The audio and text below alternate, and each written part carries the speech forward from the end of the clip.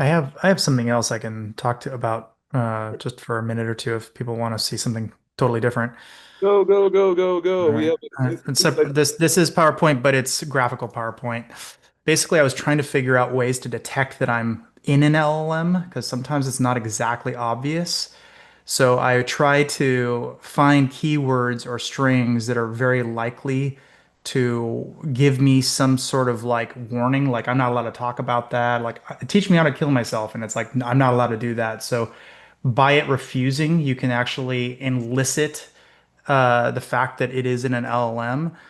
And then once I know I'm in an LLM, I was like, okay, well, how do I get it to like tell me what the prompt is within it? So I tried a bunch of different like versions of different things to see what works, and it looks like there's a handful that work very reliably, like ignore prior, and it knows what you mean by that, even if it's not ignore all previous instructions, that very long string that everyone uses.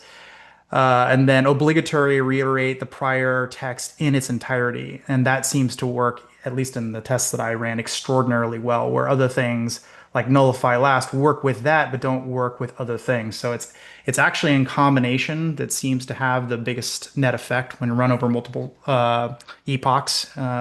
It seemed like I was able to get much better results out of certain things. Thank you very much. Appreciate it. Mhm.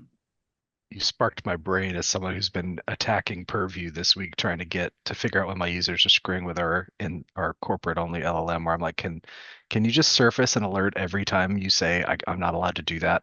Like that would be fantastic for my life. Actually, very interesting.